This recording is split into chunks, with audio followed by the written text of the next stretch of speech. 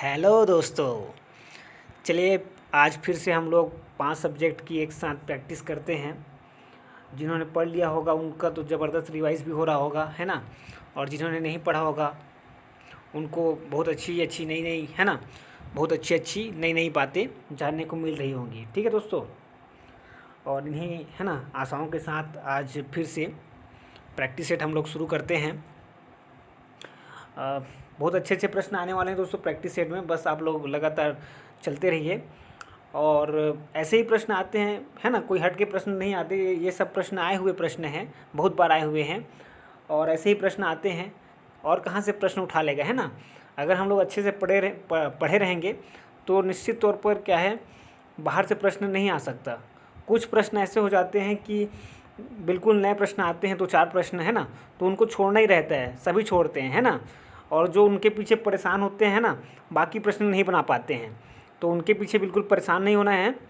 और जो प्रश्न अपने को आते हैं उनको पहले अच्छे से सॉल्व करना है किसी भी पेपर में। ठीक है दोस्तों, चलिए चलते हैं, आज का प्रैक्टिस सेट शुरू करते हैं। और अगर आपको नहीं पता है दोस्तों तो मैं बता दूं आपको कि ट्यूबलाइट जो है होता है, जो है विद्युत धारा के ऊष्मीय प्रभाव पर कार्य करता है ना। जो है ऊष्मीय प्रभाव पर कार्य करता है, ऊष्मा को प्रकाश के रूप में वो क्या कर देता है, जो विद्युत हम लोग उसको भेजते हैं, है ना, तो उसको वो प्रकाश के रूप में क्या कर देता है, परिवर्तित कर देता है। लेकिन वो प्रकाश के रूप में कैसे परिवर्तित होता है, ऊष्मीय प्रभाव द्वारा। इतना गर्म हो जाता है उसका जो, अगर किसी बल्ब को हम लोग देखें तो उसका जो फिलामेंट है इतना गर्म हो जाता है कि, है ना, प्रकाश देने लगता है। ठीक है दोस्तों, चलिए, लेकिन उसी से संबंधित 1-2 प्रश्न आने वाले हैं, इसलिए मैंने आपको बता दिया। और चलिए चलते हैं। ट्यूबलाइट जो होता है में वह ऊर्जा का लगभग कितना भाग प्रकाश में परिवर्तित होता है। मतलब जो है ट्यूबलाइट जो है, इसमें जो ऊर्जा वह होती है उसका लगभग कितना भाग जो है प्रकाश में परिवर्तित होता है, ऐसा पूछा जा रहा है। तो मैं अगर आपको बताऊं दोस्तों तो ये प्रश्न बहुत बार आया हुआ है और डी ऑप्शन बिल्कुल सही है। 60 से 70% जो है, ठीक है दोस्तों, 60 से 70% जो है आपका जो है वह ऊर्जा, ठीक है, 60 से 70% वह ऊर्जा जो है प्रकाश में परिवर्तित की जाती है ट्यूबलाइट द्वारा। ठीक है, तो बड़ी अच्छी सुविधा देता है ट्यूबलाइट हमको। 60 से 70% जो है ऊर्जा प्रकाश में परिवर्तित करता है। अगला प्रश्न दिया हुआ है, विद्युत धारा के ऊष्मीय प्रभाव पर आधारित घरेलू उपकरण हैं। तो विद्युत धारा के ऊष्मीय प्रभाव को जिन्होंने पढ़ा होगा उनको स्पष्ट रूप से आंसर दिखाई दे रहा होगा। और अगर नहीं पढ़ा है दोस्तों आपने तो मैं आपको बता दूं, विद्युत हीटर जो होता है वो भी जो है ऊष्मीय प्रभाव पर ही, है ना, विद्युत धारा के ऊष्मीय प्रभाव पर ही कार्य करता है। इतनी विद्युत धारा किसी पदार्थ में, है ना, किसी जो है धातु में क्या कर दी जाती है, इतनी विद्युत धारा उसमें प्रवाहित कर दी जाती है कि वो जो है गर्म हो जाता है बहुत ज़्यादा। और विद्युत हीटर अक्सर करके एक प्रश्न पूछा जाता है किस धातु से बनते हैं, है ना, या किस मिश्र धातु से बनता है, तो नाइक्रोम से बनता है दोस्तों, याद रखिएगा। नाइक्रोम होता है मिश्र धातु, इससे बनता है आपका विद्युत हीटर। और जो प्रेस जो आप करते हैं, है ना, उसको भी नाइक्रोम की, है ना, नाइक्रोम के धातु द्वारा बनाया जाता है। तो ये प्रश्न भी बहुत बार आपका पूछा जाता है। तो नाइक्रोम जो है, नाइक्रोम मिश्र धातु याद रखिए, विद्युत हीटर में प्रयोग किया जाता है, विद्युत प्रेस में जो है प्रयोग किया जाता है। और अगर और बात करूं आगे मैं, तो जो विद्युत बल्ब है मैंने अभी अभी आपको बताया कि उस जो है विद्युत धारा के ऊष्मीय प्रभाव पर कार्य करता है।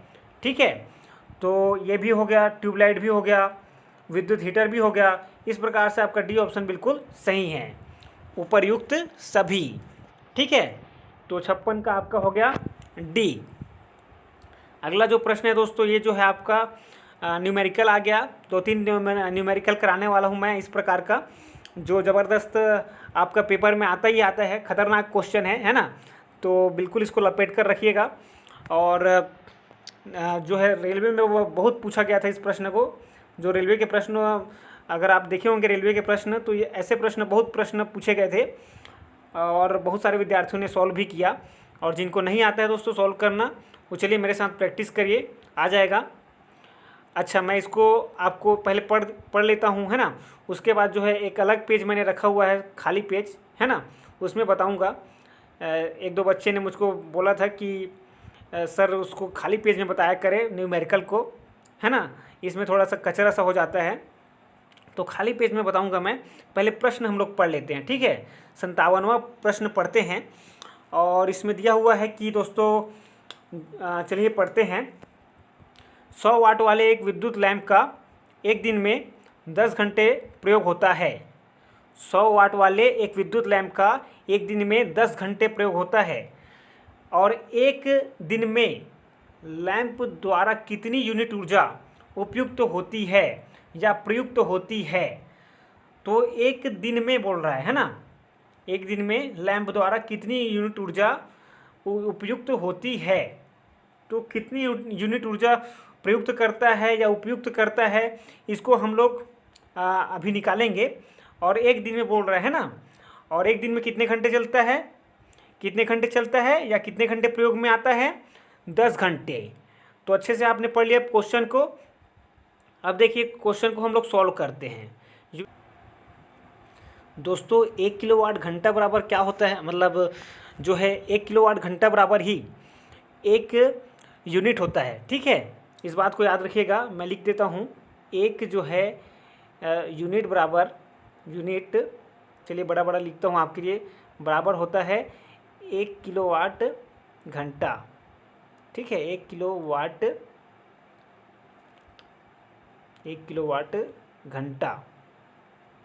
तो जो है दोस्तों ये किसके बराबर होता है, 1 यूनिट के बराबर होता है। और निकालते कैसे हैं, जो है 1 किलोवाट को 1 घंटे से गुना करने पर क्या प्राप्त होता है, हमको 1 यूनिट प्राप्त होता है, ठीक है। समझ गए बात को।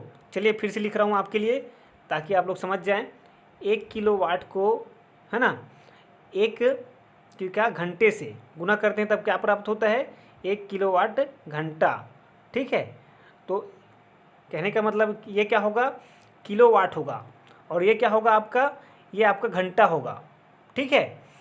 तो चलिए देखते हैं हम लोग अपने प्रश्न में। अगर अपन देखें तो 100 वाट दिया हुआ है, 100 वाट का जो है बल्ब जो है 10 घंटा चलता है, ठीक है। तो 10 घंटा चलता है, और वाट में दिया है दोस्तों, है ना। तो वाट को किलोवाट में बदलने के लिए हमको जो है इसको 1000 से गुना दे, है ना, 1000 से भाग करना पड़ेगा, 1000 से भाग देना पड़ेगा, ठीक है। क्योंकि आपके किलोवाट घंटा के सूत्र में क्या है, 1 किलोवाट घंटा बराबर क्या होता है, मैंने अभी आपको बताया कि 1 किलोवाट घंटा, है ना, बराबर क्या होता है, 1 किलोवाट, है ना। पहले तो 1 किलोवाट हो जाता है और गुना में आपका 1 घंटा रहता है, ठीक है। तो 1 घंटा जो है और 1 किलोवाट के गुना से 1 किलोवाट घंटा बनता है, और यही आपके 1 यूनिट के बराबर होता है, ठीक है। यही आपके 1 यूनिट के बराबर होता है। और अगर आपसे पूछा जाए, एक प्रश्न पूछा जाता है कि किलोवाट घंटा किसका मात्रक है, तो ये दोस्तों ऊर्जा का मात्रक है, ठीक है। याद रखिएगा, ऊर्जा का मात्रक है।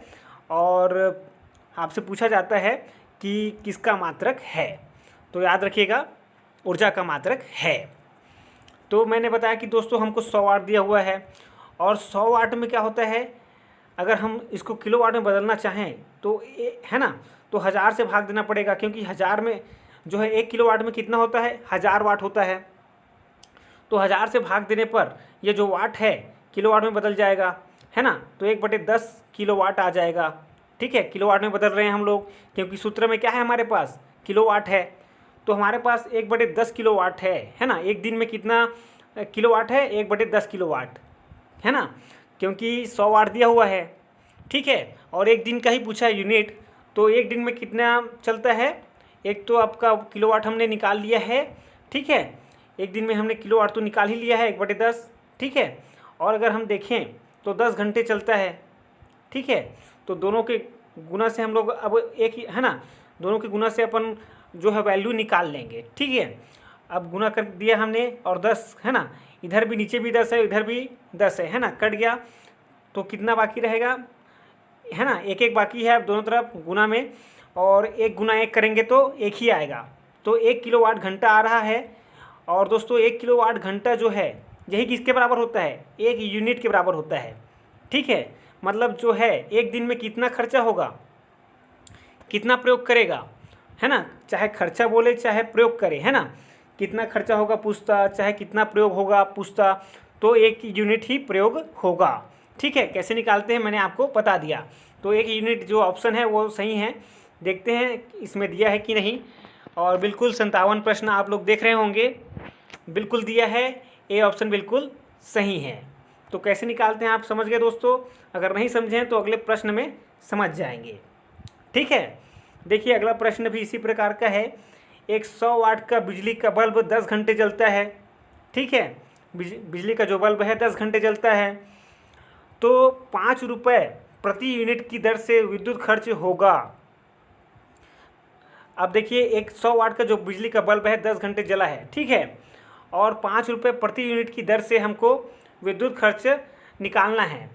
तो देखते हैं दोस्तों, फिर से 100 वाट दिया है, इसको किलोवाट में चेंज करिए। तो अब तो आप चेंज कर दिए होंगे, है ना, देखते ही चेंज कर दिए होंगे। 1000 से भाग देंगे तो 1/10 किलोवाट आ जाएगा, है ना, और 10 घंटे चलता है तो 10 से गुना कर दीजिए। ठीक है, तो 10 से गुना कर दिया हमने फिर से, और 10 और 10 कैंसिल हो जाता है, तो है ना, ये वाला घंटा है, ये जो 10 है ये क्या है, ये घंटे में है, 10 घंटा है ना, तो क्या बन जाएगा, 1 किलोवाट घंटा आ जा रहेगा, है ना, क्योंकि क्या हो जाएगा, ये किलोवाट में है और ये घंटे में है। तो देख रहे हैं हम लोग, एक एक बाकी है गुना में, 1 गुना 1 करेंगे तो 1 ही आएगा, है ना, और 1 किलोवाट घंटा आ जाएगा। और ये किसके बराबर होता है, 1 यूनिट के बराबर होता है, और 1 यूनिट का 5 रुपये है दोस्तों। तो 1 यूनिट का अगर 5 रुपये है तो आप देख लीजिए कितना आएगा, 5 रुपये आएगा, है ना। तो सीधी है ना बात है कि 5 रुपये आंसर हो जाएगा, और 58 का ए बिल्कुल सही उत्तर है। ठीक है दोस्तों, तो ऐसे आसान प्रश्न आते हैं, लेकिन जो बनाया होगा एक बार भी, अगर जो समझा होगा वही बना पाएगा, है ना। वैसे तो रेलवे में बहुत बार ये प्रश्न पूछा गया, लेकिन जो पढ़ा था वही बना पाया, है ना। तो प्रैक्टिस करना बहुत ज़रूरी है, इसीलिए, क्योंकि है तो आसान, लेकिन जो बनाया नहीं होगा एक बार भी, उसको कैसे पता चलेगा कैसे बनेगा। ठीक है, अगला प्रश्न देखिए, और देखिए अगला प्रश्न पूछ ही लिया, किलोवाट घंटा किसकी इकाई है। तो मैंने बताया था आपको ऊर्जा की, और इसमें दिया है विभवांतर, विद्युत जो है शक्ति। कई लोगों को वाट देखकर लगता है शक्ति, है ना, जो कि बिल्कुल गलत हो जाता है, क्योंकि घंटा भी तो लगा है ना। तो ये क्या हो जाएगा, मैंने क्या बताया दोस्तों आपको, मैंने बताया आपको ऊर्जा, और इसमें दिया है ना विद्युत ऊर्जा। तो लगा दीजिए विद्युत ऊर्जा को आंसर में, और सी आपका, है ना, सी आपका बिल्कुल करेक्ट आंसर है। तो किलोवाट घंटा किसकी इकाई है, विद्युत ऊर्जा की। ठीक है, और चलते हैं अगले प्रश्न पर।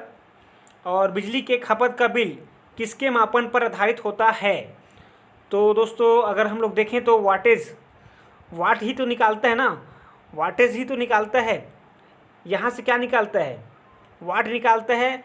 ले देकर अगर मैं आपको बताऊं तो आपको पता होगा कि यूनिट, है ना, यूनिट से गिनती करते हैं। और यूनिट मतलब मैंने क्या बताया आपको, मैंने बताया कि यूनिट मतलब ही 1 किलोवाट घंटा होता है, 1 यूनिट बराबर। तो इसका मतलब आप समझ गए होंगे कि वाट, है ना, वाट की ज़रूरत पड़ेगी हमको यूनिट निकालने के लिए, और इसलिए दोस्तों वाट वाला जो आंसर है यही सही है।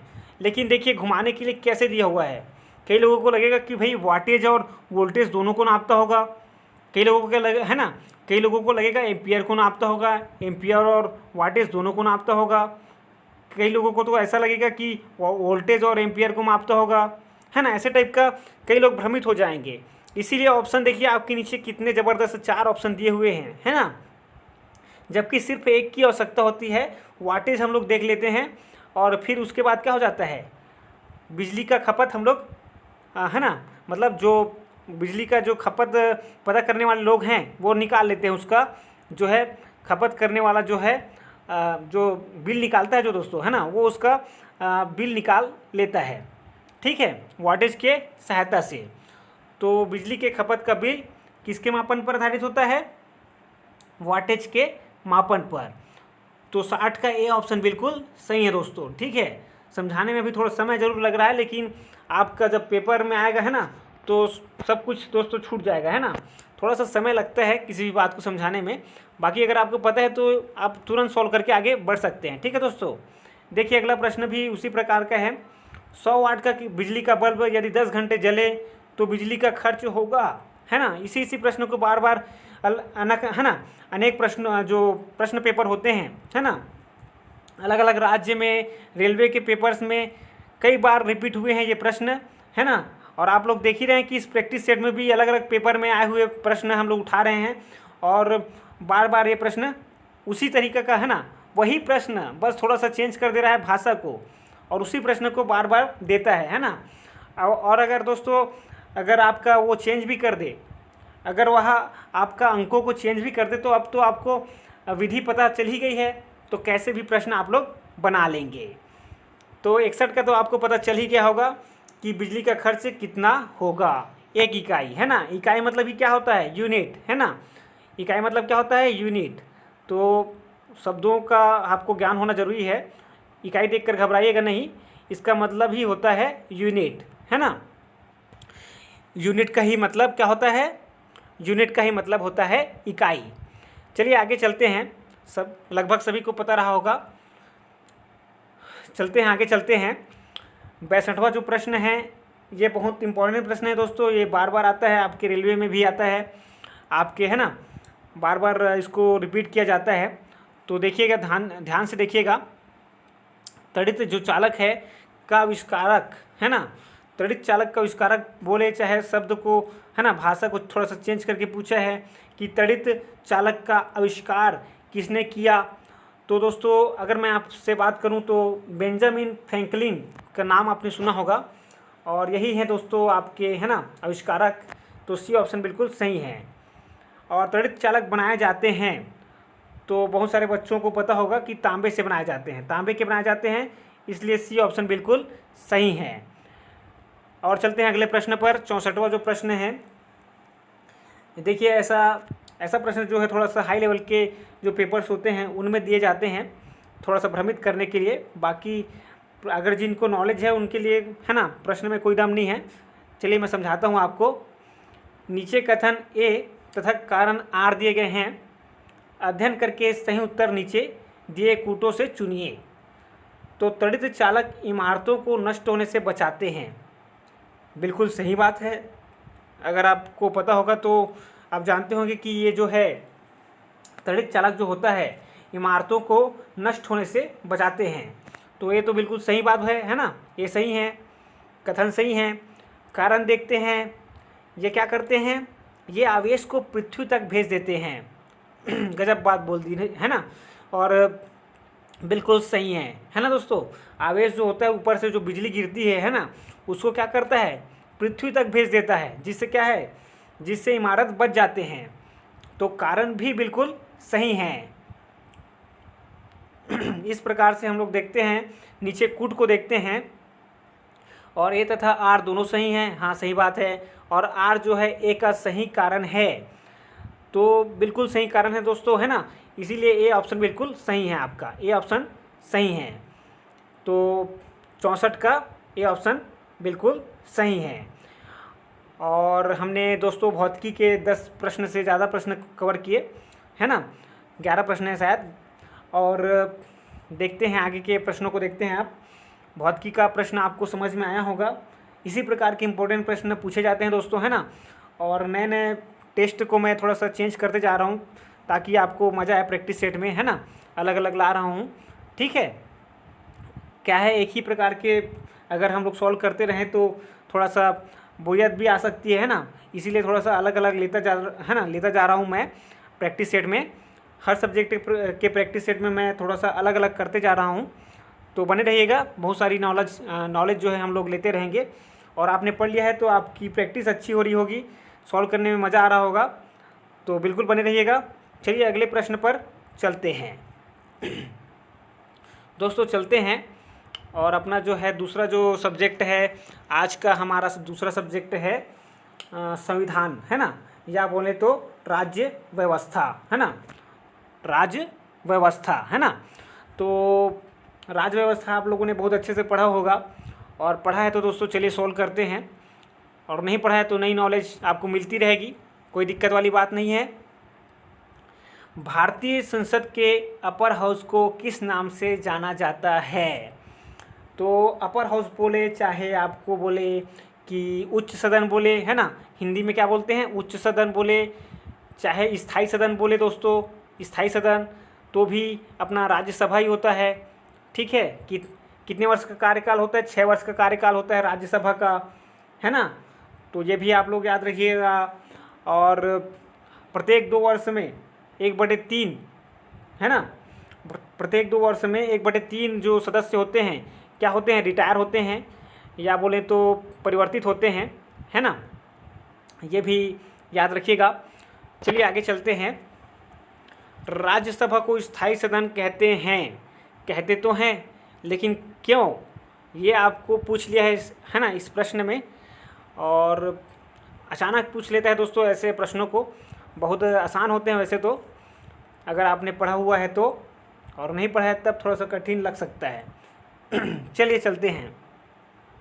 सभी सदस्य आजीवन सदस्य होते हैं, तो कई लोग जो नहीं पढ़े होंगे उनको तो यही लगेगा कि भाई स्थायी सदन बोलते हैं, इसका मतलब सभी सदस्य जो है आजीवन सदस्य होते होंगे, तो गलत कर डालेंगे, है ना, जबकि गलत है।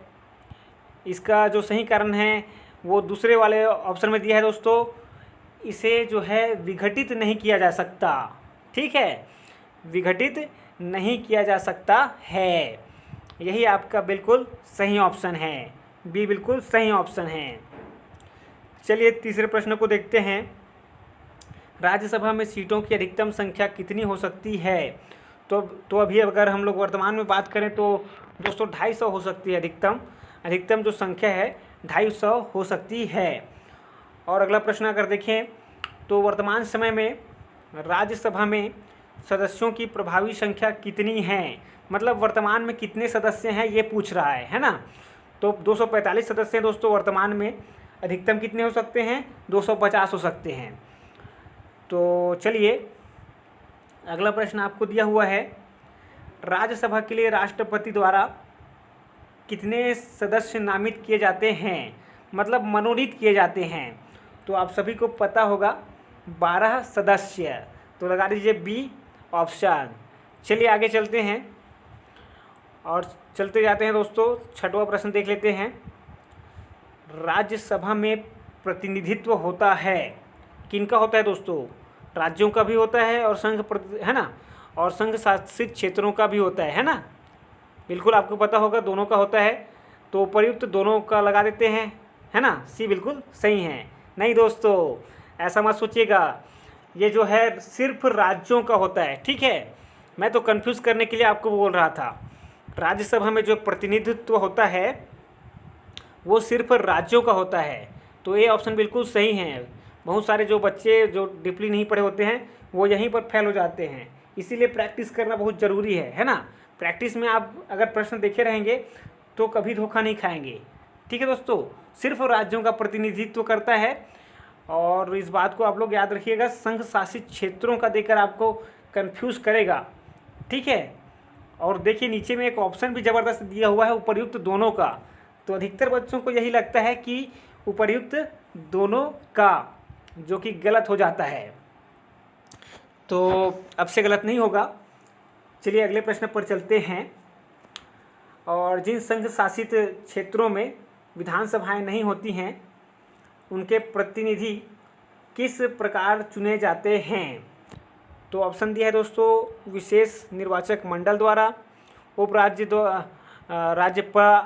उप जो वहाँ पर जो लेफ्टिनेंट गवर्नर होता है ना दोस्तों, उपराज्यपाल जो होता है ना, केंद्र शासित प्रदेश में आपको पता होगा राज्यपाल नहीं होता है, क्या होता है? उपराज्यपाल। ठीक है, तो उपराज्यपाल द्वारा मनोनीत किए जाते हैं, दूसरा ऑप्शन है।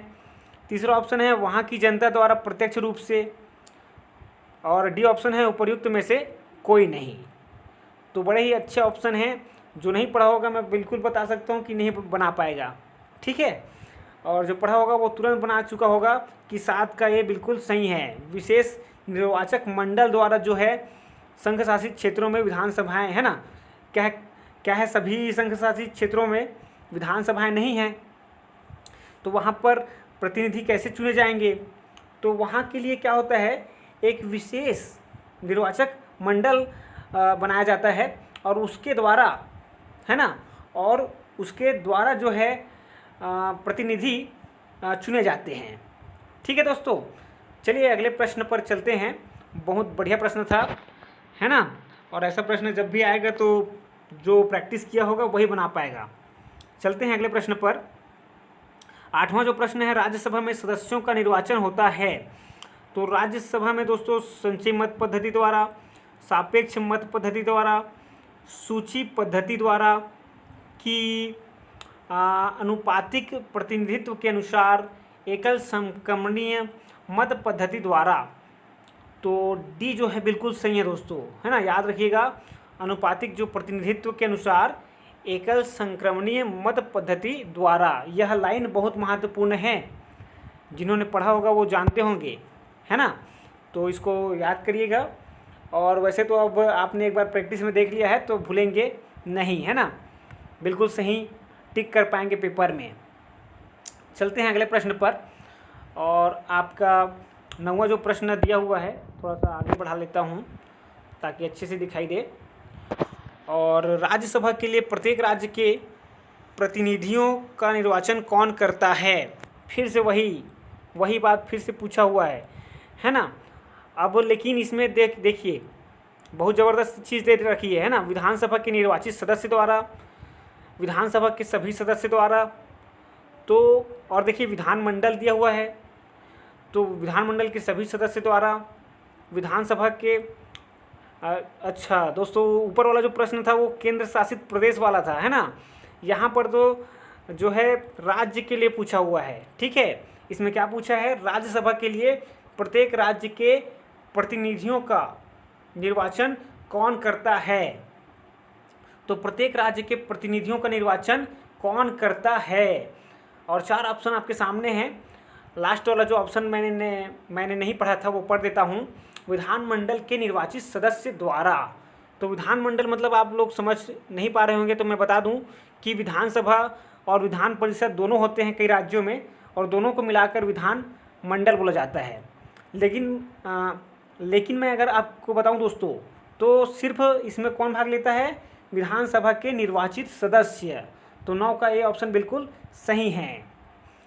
तो अच्छे से याद रखिएगा, बहुत महत्वपूर्ण प्रश्न ये बनता है दोस्तों, ठीक है, बहुत महत्वपूर्ण प्रश्न है। चलिए आगे प्रश्न में हम लोग देखते हैं 10वां, और राज्यसभा में राज्यों का प्रतिनिधित्व किस बात पर निर्भर करता है? तो अगर आपको पता होगा दोस्तों, तो अधिकतर जो होता है राज्य की जनसंख्या पर, है ना, जो बहुत सारी बातें जो है डिपेंड किस पर करती हैं, जनसंख्या पर डिपेंड रखी है हम लोगों ने। लोकसभा का भी जो क्षेत्र होता है वो आपको पता होगा कि जनसंख्या के आधार पर होता है। तो इसी प्रकार से बहुत सारी बातें हमने जनसंख्या पर आधारित रखी हैं। जैसे उत्तर प्रदेश में सबसे अधिक जनसंख्या है, तो वहाँ जो है लोकसभा सीटें भी सबसे अधिक वहीं पर है ना। तो अगर मैं बात करूँ तो बी ऑप्शन बिल्कुल सही है, ठीक है। राज्य का क्षेत्रफल मत लगा दीजिएगा, है ना, और उपर्युक्त दोनों भी दिया है कन्फ्यूज़ करने के लिए, तो उसको भी, है ना, जो प्रैक्टिस किया होगा वो बिल्कुल सही सॉल्व कर पाएगा, ठीक है दोस्तों। चलिए चलते हैं अगले प्रश्न पर। 11वां जो है, राज्यसभा में किस राज्य के प्रतिनिधियों की संख्या सर्वाधिक है?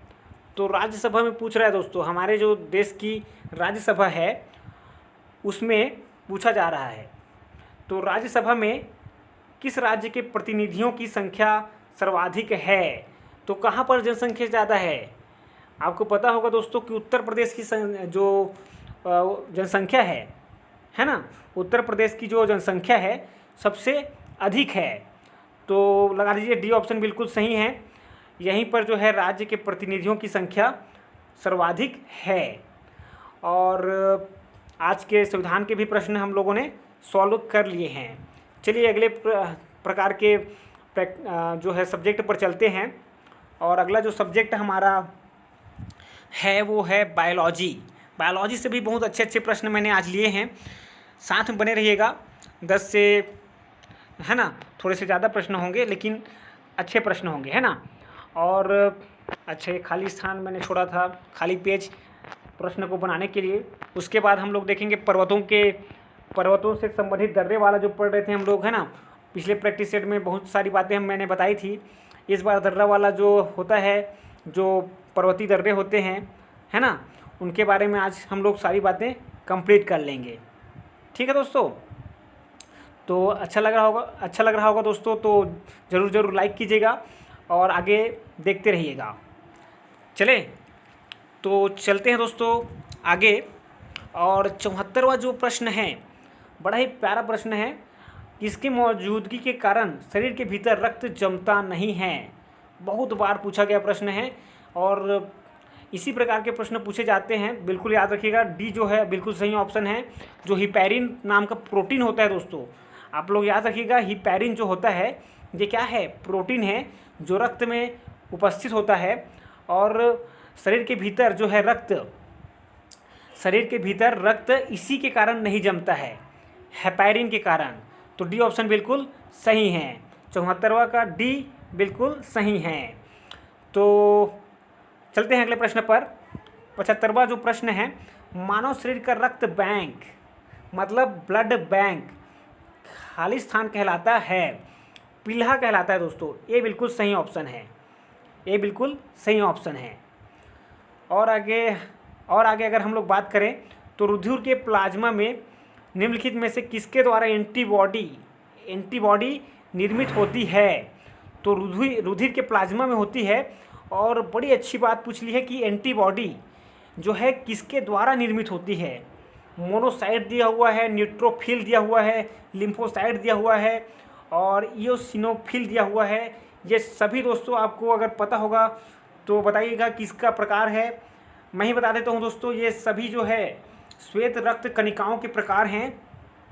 और इसमें से जो लिम्फोसाइट होता है, बी ऑप्शन बिल्कुल सही है ना। लिम्फोसाइट द्वारा एंटीबॉडी निर्मित होती है। चलिए अगले प्रश्न पर चलते हैं। और लाल रक्त कणिकाएं किस नाम से जानी जाती हैं। तो दोस्तों इरिथ्रोसाइट्स, ये ऑप्शन बिल्कुल सही है। ठीक है दोस्तों, अगर बात करूं मैं ल्यूकोसाइट्स की तो WBC को कहा जाता है। और थ्रोम्बोसाइट दोस्तों, ये जो है प्लेटलेट्स को कहा जाता है थ्रोम्बोसाइट्स। तो इन बातों को भी याद रखिएगा दोस्तों, बहुत महत्वपूर्ण होने वाले हैं आपके आगे वाले प्रश्न। जो आपके पेपर होंगे, कोई भी पेपर आप दिलाएं जिसमें साइंस आता है तो उसके लिए बहुत महत्वपूर्ण होंगे। और अधिकतर जो प्रश्न पेपर हैं उसमें साइंस आता ही है, तो आपके लिए बहुत महत्वपूर्ण होंगे। और अगर मैं बात करूं हमारे राज्य के पेपर, जो फूड इंस्पेक्टर है, पटवारी है, मंडी निरीक्षक है, इन सब में तो जीके आने ही वाला है। तो इन सब के लिए आपका जो ये 5 सब्जेक्ट का मैं प्रैक्टिस करा रहा हूँ, बहुत महत्वपूर्ण होने वाला है। ठीक है दोस्तों, तो बने रहिएगा साथ में और चलते रहेंगे, बहुत सारी बातों को क्लियर करते रहेंगे और इसी प्रकार से मज़ा आता रहेगा। ठीक है दोस्तों, तो चलें आगे चलते हैं। और जो 77वां प्रश्न था, लाल रक्त कणिकाएं किस नाम से जानी जाती हैं, तो इसको हम लोग बना चुके हैं। अब चलते हैं 78वां प्रश्न पर। तो लाल रक्त कणिकाएं कहाँ उत्पन्न होते हैं। तो दोस्तों अगर आपको नहीं पता है तो मैं बता दूं, बोन मैरो में पैदा होते हैं या उत्पन्न होते हैं। और इसी को हिंदी में क्या कहा जाता है, इसी को हिंदी में कहा जाता है अस्थि मज्जा। डी ऑप्शन बिल्कुल सही है, अस्थि मज्जा कहा जाता है। ठीक है दोस्तों, तो चलें आगे। और 79वां प्रश्न आपका है, निम्न में से किसको RBC का कब्रिस्तान कहा जाता है। तो दोस्तों RBC का कब्रिस्तान अगर मैं आपको बताऊं तो हम लोगों ने देखा, जो ऊपर वाला जो प्रश्न देखा उसमें रक्त बैंक पूछा हुआ था, ब्लड बैंक। और उसी को दोस्तों, उसी को ही क्या कहा जाता है, उसी को ही कब्रिस्तान कहा जाता है। ये गजब की बात है जो बार बार पूछी जाती है, दोनों प्रश्न बार बार बनते हैं। तो याद रखिएगा, RBC का जो कब्रिस्तान होता है वो पील्हा होता है ना। क्या होता है, पील्हा। और कभी कभी ना सिर्फ ऑप्शन में यकृत अगर होगा तो यकृत भी हो सकता है अगर प्लीहा ना हो तो, क्योंकि प्लीहा से जुड़ा होता है, यकृत जो होता है प्लीहा से जुड़ा होता है और यहाँ पर भी है ना काम होते हैं, तो उसको याद रखिएगा।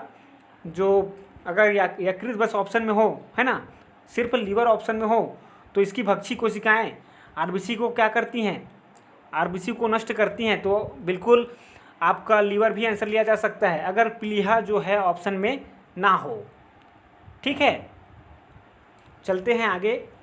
और आगे देखें अगर हम लोग दोस्तों, तो 80वां जो प्रश्न है बड़ा ही सरल प्रश्न है, आप सभी को पता होगा। मनुष्य की लाल रक्त कोशिकाओं का जीवन काल कितना होता है? तो अगर लाल रक्त जो कणिकाएं हैं या कोशिकाएं हैं उनकी हम लोग बात करें तो दोस्तों लगभग 120 दिन का होता है। और 120 दिन लगा दीजिए टिक, ए ऑप्शन बिल्कुल सही है। और अगर चले दोस्तों आगे, तो 81वां प्रश्न आपका दिया हुआ है, और मानव शरीर में लाल रक्त कण का निर्माण कहाँ होता है? तो देखिए बस भाषा को चेंज किया है, बात वही है, तो डी ऑप्शन बिल्कुल सही है। लाल रक्त कण का निर्माण कहाँ होता है? अस्थि मज्जा में या बोन मैरो में। इंग्लिश में भी नाम दे सकता है, इंग्लिश में देखिए मैं लिख देता हूँ आपके लिए, बोन, है ना, बोन मैरो, तो याद रखिएगा। इंग्लिश में भी कभी कभी दे देता है, तो इसलिए मैं आपके लिए लिख देता हूँ, क्या बोलते हैं, बोन मैरो। चलिए अगले प्रश्न पर चलते हैं। और 82वां जो प्रश्न है ये भी दोस्तों वही प्रश्न, देखिए पढ़ते हैं। लाल रुधिर कणिकाओं का उत्पादन निम्नलिखित में से किसके द्वारा होता है? देखिए सिर्फ भाषाओं को चेंज करके कितने बार रिपीट किया है प्रश्नों को, है ना, तो इस बात को ध्यान रखिएगा। लाल रुधिर कणिकाओं का उत्पादन अस्थि मज्जा में ही होता है ना, या अस्थि मज्जा द्वारा ही होता है? तो दोनों, है ना, किसी भी प्रकार से आपसे पूछे किसके द्वारा होता है तो अस्थि मज्जा द्वारा होता है ना। कहाँ पर होता है? तो अस्थि मज्जा में होता है। अब चलते हैं 83वां प्रश्न पर। और उच्च उन्नतांश पर मानव शरीर में आरबीसी का आकार बढ़ेगा, का आकार घटेगा, की संख्या बढ़ेगी, की संख्या घटेगी? तो जब भी ऊंचाई बढ़ती है दोस्तों तो आरबीसी की संख्या जो है बढ़ती है ना, सी ऑप्शन बिल्कुल सही है। अगर हम लोग पर्वतारोहियों की बात करें तो उनके जो है ना, शरीर में जो है आरबीसी की मात्रा ज़्यादा होती है। कितनी गजब की बात है, पूछ लिया जाता है कई बार कि पर्वतारोहियों की, है ना, पर्वतारोहियों के शरीर में आरबीसी की मात्रा ज़्यादा क्यों होती है ना, या संख्या क्यों बढ़ जाती है? इसलिए बढ़ जाती है क्योंकि ऑक्सीजन की वहाँ पर कमी होती है ऊंचाइयों पर। तो आरबीसी क्या करता है? आरबीसी ही तो है जो ऑक्सीजन का परिवहन करता है रक्त में, है ना दोस्तों। तो ऑक्सीजन का परिवहन करने के लिए ज़्यादा आरबीसी चाहिए रहेंगे, क्योंकि ऑक्सीजन की मात्रा कम है ऊपर, तो जितने ज़्यादा आरबीसी हो जाएंगे उतने ज़्यादा ऑक्सीजन को, है ना, अपने पास पकड़ कर रखे रहेंगे शरीर में। तो इसलिए क्या होता है, तो इसलिए जो है आरबीसी की मात्रा या संख्या जो है बढ़ जाती है। ठीक है दोस्तों। और बायोलॉजी का अंतिम प्रश्न देखते हैं। ये भी बहुत बढ़िया प्रश्न है और कई बार पूछा जाता है कि सफ़ेद जो रक्त कण होते हैं डब्ल्यूबीसी का मुख्य कार्य है। तो मुख्य कार्य पूछा जाता है डब्ल्यूबीसी का, और CO2 ले जाना मत लगा दीजिएगा, बहुत सारे बच्चे जो है पढ़े नहीं होते हैं, बस टिक लगा देते हैं कुछ भी। CO2 ले जाना ये तो किसका काम है दोस्तों? O2 ले जाना और CO2 का परिवहन करना ये तो मुख्य रूप से हीमोग्लोबिन करता है ना। आपको पता होगा कि O2 को ले जाना है और शरीर से CO2 को बाहर करना है, तो कौन कार्य करता है? तो इसका कार्य कौन करता है दोस्तों, बताइएगा। इसका कार्य आपका हीमोग्लोबिन करता है। और हीमोग्लोबिन किस में होता है? हीमोग्लोबिन किस में होता है दोस्तों? हीमोग्लोबिन आपके आरबीसी में होता है। एक बार प्रश्न पूछा गया कि हीमोग्लोबिन आरबीसी में होता है, ये तो सबको पता है, लेकिन हीमोग्लोबिन और जो है हीमोग्लोबिन ऑक्सीजन का परिवहन करता है, ये भी सबको पता है। लेकिन एक बार पूछा गया कि ऑक्सीजन जो है हीमोग्लोबिन जो है कितने ऑक्सीजन को एक साथ जोड़कर, है ना, अब एक कितने ऑक्सीजन से बंध बनाकर चलता है। हीमोग्लोबिन 4 ऑक्सीजन को लेकर चल सकता है ना, ऑक्सीजन के अणु को, ठीक है। मतलब क्या, एक हीमोग्लोबिन, चलिए मैं लिखता हूँ आपके लिए, एक जो हीमोग्लोबिन है ये 4 ऑक्सीजन के अणु को लेकर चल सकता है अधिकतम, ठीक है। O2, ठीक है, O2 क्या है, ऑक्सीजन का अणु है। तो हीमोग्लोबिन अधिकतम 4 ऑक्सीजन अणुओं से बंध बना सकता है, यह पूछा गया था आपसे, ठीक है, कि हीमोग्लोबिन अधिकतम जो है कितने ऑक्सीजन से बंध बना सकता है। तो याद रखिएगा आगे से, और बहुत बढ़िया प्रश्न बन गया था, ठीक है दोस्तों। अगर मैं याद करूं तो ये लैब टीचर के में जो हुआ था पेपर अभी, है ना, जो लैब असिस्टेंट का पेपर हुआ था उसी में आया हुआ था, छत्तीसगढ़ वाले में, है ना, छत्तीसगढ़ में जो लैब असिस्टेंट का हुआ था ना दोस्तों पेपर, उसमें आया था और बहुत सारे बच्चे नहीं बना पाए थे, ठीक है दोस्तों। तो आप लोग याद रखिएगा। चलिए चलते हैं, और 84वां प्रश्न का उत्तर मैं बताने वाला था आपको। सफ़ेद रक्त कण WBC का मुख्य कार्य है, अगर मैं WBC की बात करूं तो रोग प्रतिरोधक क्षमता धारण करना, है ना। तो रोग प्रतिरोधक क्षमता आपको पता ही है कि सुरक्षा कर्मी कहा जाता है। WBC को क्या कहा जाता है, WBC को हमारे शरीर का सुरक्षा कर्मी कहा जाता है, सुरक्षा गार्ड कहा जाता है। तो आपको ये सब बातें तो पता ही होंगी, है ना, और बिल्कुल आप ये भी प्रश्न सॉल्व कर ही लेते हैं ना। और अगर रोग प्रतिरोधक क्षमता से संबंधित अगर आपको कोई रक्त कणिका पूछे तो WBC है, इस बात को याद रखिएगा। चलते हैं अगले वाले सब्जेक्ट पर, और अगला सब्जेक्ट अपना दोस्तों भूगोल है। और भूगोल में दोस्तों आज जो टॉपिक मैंने लिया है दर्रा वाला लिया है, पिछले प्रैक्टिस सेट में भी यही था। तो दर्रा वाला आज समाप्त करेंगे सारा प्रश्न, है ना। तो दोस्तों अगर दर्रा की मैं बात करूं, है ना, परिवर्तित दर्रा मतलब क्या होता है, अगर आपको नहीं पता है तो मैं बता दूं दोस्तों। एक रास्ता बना होता है जो, है ना, पर्वतों के बीच में बना होता है ना, उसी को पर्वतीय दर्रा कहते हैं, या पासेस कहते हैं। इंग्लिश में क्या कहते हैं, पासेस। चलिए मैं लिख देता हूँ आपके लिए, और दर्रा को ही इंग्लिश में क्या कहते हैं, पासेस कहते हैं। तो इस बात को भी याद रखिएगा। अगर इंग्लिश में लिख कर भी कभी कभी दे देता है कि यह वाला पास, है ना, कहाँ पर है, तो घबराइएगा मत, दर्रा को ही पास कहा जाता है ना। और हम लोग पढ़ रहे हैं पासेस मतलब दर्रे। तो चलिए पढ़ते हैं। बहुत सारी बातें तो मैंने पिछले क्लास में भी बताई थी, आज भी कुछ ट्रिक दे दूंगा मैं दर्रे याद करने की, है ना। तो मेरे साथ बने रहिएगा। चलिए चलते हैं। एक और इम्पोर्टेंट प्रश्न हमारे सामने है, किस पर्वतीय दर्रे से होकर भारतीय तीर्थयात्री मानसरोवर झील तथा कैलाश पर्वतीय घाटी के दर्शन हेतु जाते हैं। तो दोस्तों अगर भारत का मैप देखें तो यहाँ पर जो उत्तराखंड है ना, इधर ही है ना लगभग। और इधर से अगर आप मानसरोवर जाएंगे, है ना, या कैलाश जाएंगे, कैलाश पर्वतीय, है ना, जो लिखा हुआ है, डायरेक्ट कैलाश बोलें चाहे कैलाश पर्वतीय घाटी बोले तो भी एक ही बात है ना। तो यहाँ से अगर आप जाते हैं उत्तराखंड से तो 3 दर्रे पड़ते हैं दोस्तों, है ना। और उन 3 दर्रों को मैं याद कराऊंगा आपको ट्रिक से। आप याद रखिएगा कि माना ने निधि को, है ना, माना ने उत्तरा को, ठीक है, माना ने उत्तरा को मना लिया, ऐसा कर देंगे तो निधि छूट रहा है ना। तीन में मुझको याद कराना है आपको। उत्तराखंड में आप याद करिएगा कि माना ने, एक मिनट एक का लिख दिया मैंने, ने, है ना, माना ने नीति को मना लिया। तो ट्रिक याद रखिएगा उत्तराखंड का, माना ने नीति को मना लिया।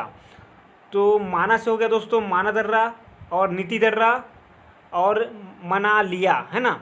तो लिया से मैं ले रहा हूँ लिपू लेख दर्रा, है ना, लिपू लेख दर्रा, जो मैं लिख के बता देता हूँ आपको, लिपू लेख। ये तीनों दर्रा जो है दोस्तों, ट्रिक मैंने आपको बता दी, उससे याद रखिएगा। उत्तराखंड में माना ने नीति को मना लिया, तो लिपू लेख होता है लिया से, और माना से माना दर्रा, और नीति से नीति दर्रा, ये तीनों दर्रा जो हैं उत्तराखंड में हैं और तीनों से दोस्तों, तीनों से तीर्थ यात्री जो हैं मानसरोवर और कैलाश की यात्रा कर सकते हैं। ठीक है, तो चाहे कोई भी ऑप्शन में दे दे, चाहे लिपू लेक दे दे, चाहे माना दे दे, चाहे नीति दे दे, आपको उसी को टिक करना है। तो देख लेते हैं इसमें कौन सा ऑप्शन हमारे काबिल है। और सी ऑप्शन दे, आप लोग देख रहे हैं कि माना दर्रा दिया हुआ है ना। सारे ऑप्शन तो नहीं दे सकते ना आपको, अगर सारे ऑप्शन दे दे तो उपर्युक्त सभी लिखना पड़े, नहीं है ना। डी ऑप्शन ये देना पड़े कि उपर्युक्त सभी, तो इसलिए सिर्फ एक ऑप्शन दिया है और उनमें से हमको चुनना था। और मैंने आपको बता ही दिया कि उत्तराखंड में स्थित यह दर्रा है और इसी से जो है माना, नीति और लिपू लेक से ही तीर्थ यात्री जो हैं मानसरोवर और कैलाश की यात्रा करते हैं। तो बहुत अच्छे से आपको बार बार बोलकर याद करा दिया है, अच्छे से याद कर लीजिएगा दोस्तों, है ना, आपके काम आएगा। और आगे अगर आपका पेपर होगा तो ज़रूर आपको फ़ायदा मिलेगा। चलिए चलते हैं, आगे चलते हैं और 16वां प्रश्न देखते हैं। तो देखिए दोस्तों, प्रश्न दिया हुआ है निम्नलिखित में से कौन सुमेलित नहीं है। इस प्रकार के प्रश्न बहुत बार बनते हैं। देखिए यूपी पीसीएस में बना हुआ था 2014 में। तो चलिए देखते हैं कौन सा जो है सुमेलित नहीं है। तो मैंने अभी अभी आपको बताया कि लिपू लेक तो उत्तराखंड में है ही, तो ये तो अपना राइट है ना। और नाथुला दर्रा की अगर मैं बात करूं, है ना दोस्तों, तो नाथुला दर्रा मैंने बताया था आपको कि नाथूराम को जेल हो गई, कहाँ पर, सिक्किम में। तो सिक्किम में है ये नाथुला दर्रा, तो यही सुमेलित नहीं है। तो बी ऑप्शन आपका बिल्कुल सही है। और अगर बात करें रोहतांग दर्रे की, तो मैंने हिमाचल प्रदेश का आपको ट्रिक बताया था। पालघाट दर्रा की अगर बात करूं तो केरल बिल्कुल सही है। डी ऑप्शन आपका बिल्कुल सही है। चलिए अगले प्रश्न पर चलते हैं, है ना। और 17वां प्रश्न है आपका, टोगुप दर्रा भारत को किस देश के साथ जोड़ने वाला पर्वतीय मार्ग है। बिल्कुल नया प्रश्न होगा आपके लिए और इसीलिए पूछा गया था अचानक इस प्रश्न को, ताकि बहुत सारे बच्चे ना बना पाए। तो अगर टोगुप दर्रा की मैं बात करूं दोस्तों, तो ये एनडीए में आया हुआ था, म्यांमार में है ना। म्यांमार जो है के पास ही है, मतलब म्यांमार से जोड़ता है, मतलब भारत को, ये मैं बोलने की कोशिश कर रहा था। जो टोगुप दर्रा है भारत को जो है म्यांमार से जोड़ता है। ठीक है, म्यांमार से जोड़ता है, इसी को बर्मा कहते हैं ना। पहला पुराना नाम क्या है म्यांमार का? म्यांमार का पुराना नाम है बर्मा। ठीक है, तो अगर बर्मा भी दे दे तब भी चलेगा। और टोगुप दर्रा जो है भारत को किस देश से जोड़ता है? म्यांमार से जोड़ता है। देखिए इतनी ही बार मैं इसीलिए बोलता हूँ ताकि आपको याद हो जाए, है ना, आपके फ़ायदे के लिए बोलता हूँ दोस्तों, है ना। तो 2-4 बार सुन लीजिएगा दोस्तों मेरे साथ, तो बिल्कुल आपको वीडियो देखते देखते ही याद हो जाएगा। चलिए 18वां प्रश्न देखते हैं, खैबर का दर्रा कहाँ है। तो दोस्तों अगर खैबर के दर्रे की मैं बात करूं, जहां से आर्यों का प्रवेश हुआ था भारत में, तो ये दोस्तों अब जो है पाकिस्तान में है। तो इसीलिए आपसे पूछा गया है, डी ऑप्शन बिल्कुल सही है। चलिए आगे वाला प्रश्न देखते हैं 19वां। और पालघाट जो है निम्नलिखित में से किनके मध्य स्थित है। तो मैं अगर आपको बताऊं दोस्तों, तो नीलगिरी जो है इसके दक्षिणी छोर पर है पालघाट जो है, और अन्नामलाई पहाड़ियों और नीलगिरी के बीच में पड़ता है। तो कौन सा ऑप्शन बिल्कुल सही है, देखिए खोजिए। हाँ, बी ऑप्शन में बिल्कुल सही दिया है, 19 का बी। चलिए आगे चलते हैं। अच्छा एक बात याद रखिएगा, जो अन्नामलाई है इसका जो सबसे ऊंची है ना, इसकी जो सबसे ऊंची चोटी है उसको बोलते हैं अनाईमुड़ी। क्या बोलते हैं? अनाईमुड़ी, जो कि दक्षिण भारत की क्या है, सबसे ऊंची चोटी है। ठीक है, सबसे ऊंची पीक है। और इसकी ऊंचाई जो है 2695 मीटर है, मतलब 2695 मीटर है। ठीक है दोस्तों, तो इसको 2695 याद रखिएगा मीटर। और कई बार पूछा जाता है इसको कि जो है आपका सबसे ऊंचा जो है ना, दक्षिण का सबसे ऊंचा जो पीक है उसकी ऊंचाई कितनी है, तो आपको बताना है 2695, है ना। तो याद हो गया होगा दोस्तों, है ना। नहीं हुआ है तो थोड़ा सा 1-2 बार पढ़ लीजिएगा अच्छे से, तो याद हो जाएगा। और एक बात बता दूं आपको कि जो अनाईमुड़ी है उसकी सबसे ऊंची चोटी मैंने बता दी, और नीलगिरी की सबसे ऊंची चोटी भी पूछी जाती है। तो याद रखिएगा, दोदा बेटा है नीलगिरी की सबसे ऊंची चोटी, है ना, दोदा बेटा है। और इसकी ऊंचाई एक बार पूछी गई थी, तो इसकी ऊंचाई आप लोग याद रखिएगा 2638 मीटर, है ना। मतलब कितना, 2637 मीटर, है ना, मीटर में है ना। तो इस बात को याद रखिएगा। और चलिए चलते हैं, हम लोगों ने 19 तक का सॉल्व कर लिया है। अच्छा, कुछ महत्वपूर्ण जो बातें हैं मुझको याद आ रही हैं दर्रे से संबंधित, और बहुत प्यारे प्यारे प्रश्न मैं बताऊंगा आपको, है ना, देखते रहिएगा। चलिए शुरुआत करते हैं। जो सिपकिला दर्रा है दोस्तों, है ना, एक प्रश्न पूछा गया था, जो सतलज नदी है ना, सतलज नदी, ये किस दर्रे से भारत में प्रवेश करती है। बना दिया गजब का प्रश्न, दर्रे से, है ना, किस दर्रे से प्रवेश करता है। तो मैं जो लिख रहा था सिपकिला दर्रा, जो कि आपके कहाँ पर है दोस्तों, मैंने ट्रिक से आपको याद कराया था, हिमाचल प्रदेश में है ना। हिमाचल में जो है सिपकिली ने रोहित को क्या नोच लिया, है ना। हिमाचल में सिपकिली ने रोहित को नोच लिया। तो ये मैंने ट्रिक बताया था आपको। और बड़लाचला ये भी दर्रा मैंने बताया था ना आपको, वहाँ का कौन कौन सा बताया था, रोहतांग दर्रा और सिपकिला दर्रा, नोच लिया से मैंने बना दिया था बड़लाचला दर्रा। और सिपकिला जो दर्रा है, किला जो दर्रा है, इसी से सतलज नदी भारत में प्रवेश करती है। ठीक है दोस्तों, हमारी जो सतलज नदी है सिपकिला दर्रा से ही हमारे भारत में प्रवेश करती है। सिपकिला दर्रा कहाँ पर है, हिमाचल प्रदेश में।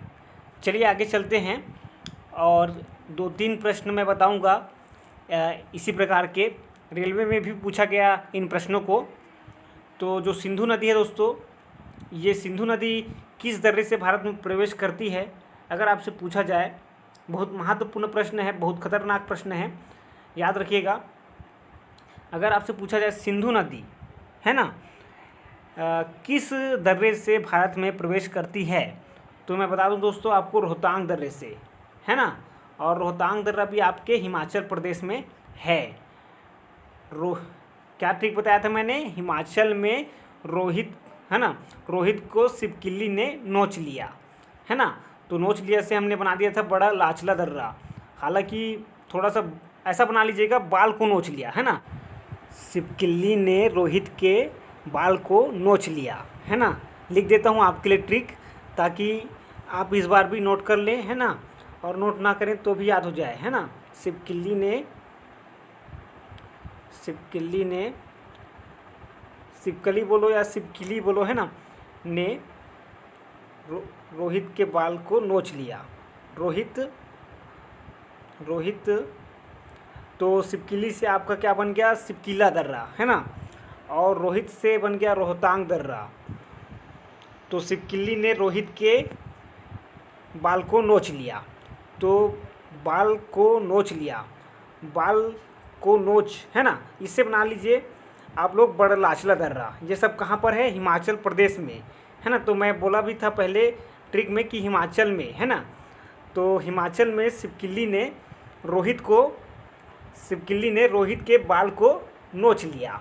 ठीक है, तो ऐसा याद रखिएगा, बाल नोच, है ना, इससे थोड़ा सा आप लोग बड़लाचला बनाते हुए याद रखिएगा, नोच लिया। तो बा से वैसे आप लोग यहाँ से याद रख सकते हैं बड़लाचला करके। बाकी इसमें चा भी आ रहा है, ला भी आ रहा है, तो थोड़ा सा आपको याद रह जाएगा कि बड़लाचला दर्रा है, कहाँ पर है, हिमाचल प्रदेश में है। ठीक है, इस बात को याद रखिएगा, पूछ लेता है कभी कभी कि कौन सा दर्रा कहाँ पर है। चलिए 2 प्रश्न मैंने बताया आपको नदी वाले, एक और ज़बरदस्त प्रश्न बताता हूँ, फिर आपका आगे चलेंगे। बहुत महत्वपूर्ण प्रश्न है दोस्तों, इनको मैं जो बता रहा हूँ आपको याद रखिएगा। एक प्रश्न पूछा जाता है, ब्रह्मपुत्र जो नदी है, ब्रह्मपुत्र नदी जो है दोस्तों, कौन से दर्रे से भारत में प्रवेश करती है। यह प्रश्न आपसे पूछा गया था एक बार, है ना। और रेलवे में भी अभी आपने देखा होगा, तो रेलवे में भी शायद पूछा गया था कि ब्रह्मपुत्र जो नदी है कौन से दर्रे में, है ना, कौन से दर्रे से भारत में प्रवेश करती है। तो यांग याप नाम का एक दर्रा है दोस्तों, इससे जो है भारत में प्रवेश करती है। और ये प्रश्न बहुत महत्वपूर्ण है, याद रखिएगा। दर्रे वाले जो प्रश्न होते हैं और उसमें स्पेशली ये जो प्रश्न बन जाते हैं कभी कभी, ये बहुत महत्वपूर्ण है, इनको याद रखिएगा। और ये जो दर्रा है यांग याप दर्रा, ये जो दर्रा है दोस्तों आपके अरुणाचल प्रदेश में है। ठीक है, तो अरुणाचल प्रदेश में कौन कौन से दर्रे हैं उसके लिए मैं ट्रिक बताता हूँ आपको, है ना। जम्मू कश्मीर के लिए नहीं बता रहा हूँ ट्रिक, क्योंकि वहाँ पर बहुत सारे हैं और बहुत सारे हैं, तो उसका ट्रिक बनाएंगे भी तो बहुत लंबा हो जाएगा, है ना। अरुणाचल प्रदेश का सुन लीजिए और याद रखिएगा, बहुत सरल है। देखिए अरुण क्या बोलता है दीफू से, अरुण दीफू को बोलता है कि बोल बम, है ना। अरुण बोलता है दीफू से बोल बम, तो दीफू क्या बोलता है या क्या बोलते हैं दीफू, या, है ना, मतलब हाँ हाँ हाँ, है ना। तो दीफू क्या बोलता है या। अरुण क्या बोलता है दीफू से बोल बम। तो ट्रिक को याद रखिएगा, लिख कर रख लीजिएगा अगर आपको याद नहीं हो रहा है तो, है ना। और अरुण बोलता है दीफू से बोल बम, तो दीफू बोलता है या, है ना। और या लिख देता हूँ, लिख इसलिए रहा हूँ ताकि आपको याद करने में, है ना, मैं मदद कर पाऊँ। देखिए अरुण से तो आप याद रख लेंगे कि अरुणाचल प्रदेश, और दीफू से दोस्तों होता है दीफू दर्रा। ठीक है, तो ये जो दीफू दर्रा है ये बहुत महत्वपूर्ण है और अरुणाचल प्रदेश में है दोस्तों। ठीक है, तो दीफू दर्रा याद रखिएगा और अरुणाचल प्रदेश भी याद रखिएगा। तो अरुणाचल प्रदेश में आपका दीफू दर्रा हो गया। मैंने अभी अभी आपको बताया यांग याप दर्रा, तो या से आप याद रख लीजिए, है ना। या से याद रख लीजिए यांग याप दर्रा। ठीक है, 2 दर्रे हो गए अरुणाचल प्रदेश से, और एक है बोल बम से बन जाता है है ना, बोमडीला दर्रा। क्या दर्रा, बोमडीला दर्रा। ठीक है, तो बोमडीला दर्रा भी आपके जो है अरुणाचल प्रदेश में है। ठीक है दोस्तों, तो चलिए आगे और आगे चलते हैं। अपना जो आगे का प्रश्न है जल्दी से कवर करते हैं। ठीक है, थोड़ा सा टाइम लग जाता है समझाने में, तो उसको थोड़ा सा समझिएगा दोस्तों, है ना। समझिएगा थोड़ा सा और साथ दीजिएगा। हम क्या है, हम लोग एक दूसरे को थोड़ा सा एडजस्ट करना पड़ता है थोड़ा सा। बाकी आपको अच्छे अच्छे प्रश्न और अच्छी बातें बताना मेरा, है ना, मेरी जिम्मेवारी है, तो इसलिए बता दे रहा हूँ, है ना। बाकी तो डायरेक्ट क्वेश्चन बताकर मैं निकल सकता हूँ, लेकिन उससे क्या है बहुत सारी बातें छूट जाती हैं, है ना। तो वो मैं नहीं चाहता कि आपका कुछ छूट जाए। बाकी कुछ छूट भी जाता है तो आगे प्रैक्टिस सेट में कवर करने की कोशिश करेंगे। चलिए अभी आगे का प्रश्न देखते हैं। 20वां जो प्रश्न है, निम्नलिखित में से कौन सा दर्रा हिमाचल प्रदेश में स्थित नहीं है। तो ये जो बाराला लिखा हुआ है ना, ये बड़ा जो बाड़ा लाचरा दर्रा बताया मैंने ना, उसी को ये जो है गलती से मिसप्रिंट हुआ है। तो ये दर्रा तो आपके हिमाचल प्रदेश में है। ठीक है, और सिपकीला दर्रा भी हमने पढ़ लिया है। ठीक है, अब ये पाचाला जो है हमने नहीं पढ़ा है, और जेलेपला मैंने पढ़ा चुका है आपको, है ना। जेलेपला दर्रा मैंने पढ़ाया था आपको, सिक्किम में है ना। मैंने क्या बताया था, सिक्किम में जो है क्या बताया था दोस्तों, सिक्किम में नाथूराम को जेल हो गई। तो नाथूराम को जेल हो गई से क्या याद रखा था हमने, सिक्किम में याद रखा था नाथुला दर्रा और जेलेपला दर्रा। तो जेलेपला दर्रा जो है सिक्किम में है, तो इसका मतलब हिमाचल प्रदेश में स्थित नहीं है। ठीक है, तो डी ऑप्शन आपका बिल्कुल सही है। और चलिए आगे वाले प्रश्न पर चलते हैं। बुर्जिल और जोजिला दर्रा निम्नलिखित में से किस राज्य में स्थित है। तो दोस्तों ये जो है जम्मू कश्मीर में है। जो काराकोरम दर्रा है, पीर पंजाल दर्रा है ना, बुर्जिल दर्रा है, जोजिला दर्रा है, ये सब जम्मू कश्मीर में है। और अगर आप लोग देखिए, इसका ट्रिक मैं बना सकता हूँ लेकिन लंबा बन जाएगा, इसलिए नहीं बना रहा हूँ। ठीक है, और अगर बताऊँ तो 2-4 बता दूँ क्या दोस्तों लाइन से, वैसे तो मैंने बोल ही दिया है। चलिए चलते हैं, टाइम ज़्यादा हो जाएगा। एक याद रखिएगा, बुर्जिला दर्रा, है ना, जोजिला दर्रा, काराकोरम दर्रा, पीर पंजाल दर्रा। ठीक है, और बनिहाल दर्रा, ये भी याद रख लीजिएगा, बनिहाल दर्रा। और चलिए आगे चलते हैं। 22वां देखते हैं। इसमें सूची 1 को सूची 2 से मिलाना है। तो दोस्तों माना जो है कहाँ का है, माना मैंने बताया आपको जो है माना जो है उत्तराखंड का है ना। माना ने निधि को मना लिया। तो नाथुला दर्रा कहाँ से है? हाँ, नाथुला भी बता चुका हूँ, सिक्किम से है। तो आप देख रहे हैं कि ए का 4 आ रहा है ना, मतलब 4 के बाद एक आना चाहिए कूट में। अब जोजिला अगर देखें तो जम्मू कश्मीर में है, तो उसके बाद क्या आना चाहिए? 4 के बाद एक के बाद 2, उसके बाद सिपकिला जो है हिमाचल प्रदेश में। तो चलिए देखते हैं, कूट मिलाते हैं।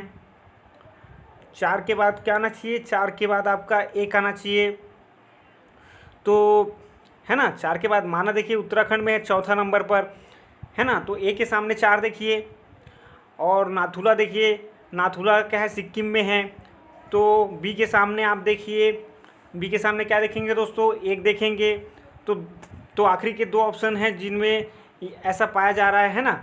अब और चेक करते हैं, और चेक करें तो आगे अगर हम लोग देखें जोजिला, तो जोजिला दर्रा मैंने बताया जम्मू एवं कश्मीर में है। तो जम्मू एवं कश्मीर सी के जो सामने हैं वो 2 ऑप्शन आना चाहिए। तो ऐसा किस में हो रहा है दोस्तों? सी ऑप्शन में हो रहा है, तो सी बिल्कुल सही है। और जोजिला दर्रा जो है वो हिमाचल प्रदेश में है। सॉरी, उसके नीचे वाला मैं पढ़ रहा था ऑप्शन। सिपकिला जो दर्रा है वो हिमाचल प्रदेश में है, ठीक है। तो इस बात को मैं पहले ही बता चुका हूँ। तो चलिए चलते हैं, आगे चलते हैं।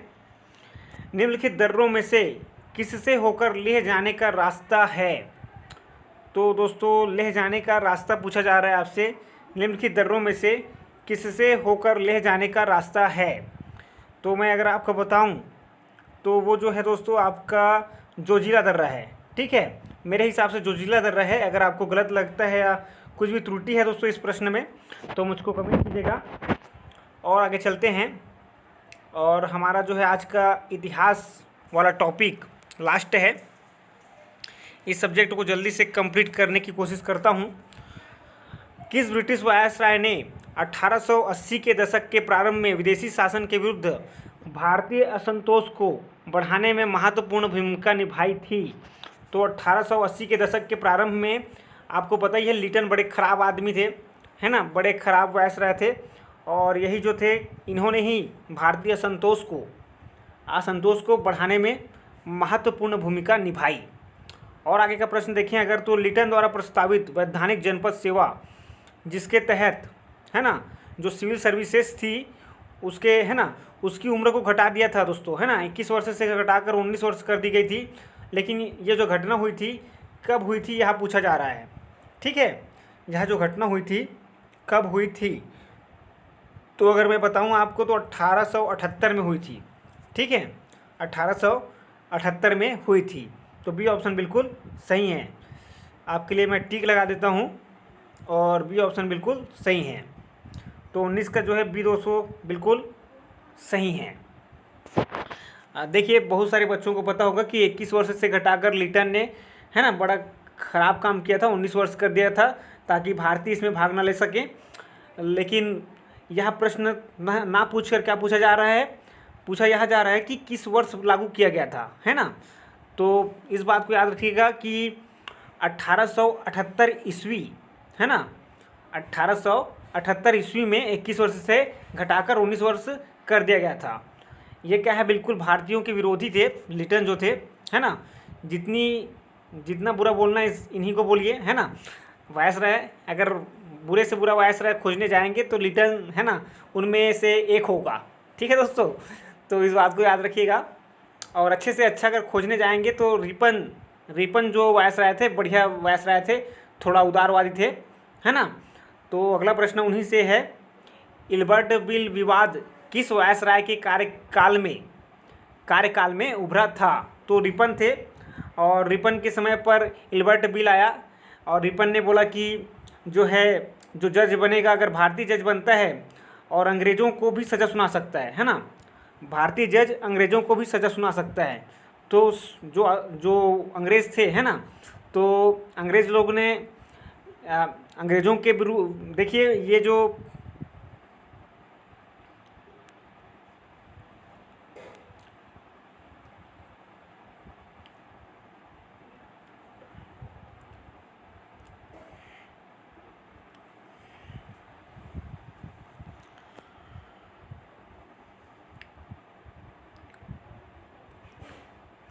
तो अंग्रेज़ों ने खूब विरोध किया दोस्तों इसका, है ना। और रिपन का बहुत विरोध किया, एल्बर्ट बिल का बहुत विरोध किया, तो इसलिए बहुत प्रसिद्ध है ये जो बिल है। और याद रखिएगा कि रिपन के काल में आया था ये बिल, एल्बर्ट बिल बोलो चाहे एल्बर्ट बिल बोलो, है ना। और यह विवाद आपके रिपन के समय पर आया था। भारतीय संघ के संस्थापक कौन थे? तो दोस्तों अगर मैं बात करूं सुरेंद्रनाथ बनर्जी के, तो यह थे इंडियन एसोसिएशन, इंग्लिश में भी दे देता है कभी कभी इंडियन एसोसिएशन, और कभी कभी हिंदी में भी देता है भारतीय संघ। तो याद रखिएगा इंडियन एसोसिएशन के संस्थापक सुरेंद्रनाथ बनर्जी थे। ठीक है। भारतीय राष्ट्रीय कांग्रेस की अध्यक्षता किसने की? तो देखिए चारों ऑप्शन दिए नीचे में, इनमें से किसने की, तो आपको दिख गया होगा कि दादा भाई नौरोजी इसमें ऑप्शन में है, तो इनके अलावा और किसको टिक करेंगे, है ना। 3 बार इन्होंने किया, है ना। इन्होंने 3 बार जो है कांग्रेस का जो है कांग्रेस की अध्यक्षता की, और बाल गंगाधर तिलक को एक बार भी मौका नहीं मिला राष्ट्रीय कांग्रेस की अध्यक्षता करने का। तो इस बात को याद रखिएगा, इस नाम को देखकर आप लोग भ्रमित मत हो, है ना, भ्रमित मत होइएगा, क्योंकि बड़े प्रसिद्ध व्यक्ति थे लेकिन इनको अध्यक्षता करने का मौका नहीं मिल पाया। फिरोज शाह मेहता जी, इनको भी नहीं मिल पाया, है ना। तो इन बातों को याद रखिएगा। चलिए आगे चलते हैं, और अगला प्रश्न है, भारतीय राष्ट्रीय कांग्रेस में निम्न में से किसको नरम दलीय नेता के तौर पर नहीं जाना जाता था? तो बाल गंगाधर जब ऑप्शन में है ना, तो बिल्कुल टिक कर दीजिए, कोई दिक्कत नहीं है। ये अपने गरम दल के थे। और भारतीय राष्ट्रीय कांग्रेस की स्थापना की गई, तो ये तो बिल्कुल बच्चों वाला प्रश्न पूछ लिया, कभी कभी पूछ लेता है। और मैं बात करूँ तो 1885 ईस्वी में हुआ था, 28 दिसंबर 1885 में। चलिए अगले प्रश्न पर, 25वें प्रश्न पर, निम्न में से कौन नरमपंथियों में नहीं थे? तो बाल गंगाधर तिलक फिर से ऑप्शन में, बी ऑप्शन में आपको दिखाई दे रहा होगा, तो इनके रहते कोई दिक्कत नहीं है, बी लगा दीजिए। इतना आसान प्रश्न है ना, पूछा जाए तो कोई दिक्कत नहीं होगी। भारतीय राष्ट्रीय कांग्रेस के संस्थापक थे, तो दोस्तों इसमें नाम ना देकर क्या पूछा गया है, सैनिक, सेवक, मिलिट्री कमांडर, सामाजिक कार्यकर्ता, विज्ञानी। तो जो ए ओ है ना, ह्यूम थे, ए ओ, देखिए मैं लिख देता हूँ ए ओ, जो ह्यूम थे, ह्यूम हिंदी में लिख देता हूँ ह्यूम को, तो ह्यूम जो थे ये क्या थे दोस्तों, ये असैनिक सेवक थे। ठीक है। तो एक ए ऑप्शन बिल्कुल सही है, आपका 26वें प्रश्न का ए ऑप्शन बिल्कुल सही है। कभी कभी ऐसा प्रश्न भी पूछ लेता है, ठीक है, तो याद रखिएगा। अधिकतर नरमपंथी नेता थे, अधिकतर नरमपंथी नेता थे ग्रामीण क्षेत्रों से, शहरी क्षेत्रों से, दोनों क्षेत्रों से और पंजाब से। तो अगर मैं बात करूं दोस्तों नरमपंथी नेताओं की, तो अधिकतर जो है ना, अधिकतर नरमपंथी नेता शहरी क्षेत्रों से थे। यह प्रश्न भी है ना रिपीट हुआ है ना। तो मैं पढ़ा ही रहा हूँ रिपीटेड प्रश्नों को, बहुत ज़्यादा जो आते हैं, तो ध्यान रखिएगा शहरी क्षेत्रों से थे। ठीक है। तो बी ऑप्शन आपका बिल्कुल सही है। और चलिए अगले प्रश्न पर, 1905 में बंगाल विभाजन किस वायसराय ने किया? तो बच्चों को पता होगा कि लॉर्ड कर्जन थे उस समय पर, और इन्होंने ही फूट डालो और राज करो की नीति अपनाई या दी, है ना। और इन्होंने ही लॉर्ड जो कर्जन थे, इन्होंने ही क्या किया, बंगाल का विभाजन किया। और जो डेट जो तय किया गया था दोस्तों, 16 अक्टूबर 1905 को बंगाल का विभाजन होना था, है ना। इसी के विरोध में स्वदेशी आंदोलन शुरू हुआ। ठीक है। चलिए आज का महा प्रैक्टिस सेट 5 सब्जेक्ट वाला समाप्त हुआ। आपको थोड़ा भी अच्छा लगा होगा दोस्तों, अच्छी जानकारी मिली होगी, तो ज़रूर लाइक कीजिएगा। और पूरा वीडियो देखने के लिए बहुत बहुत धन्यवाद।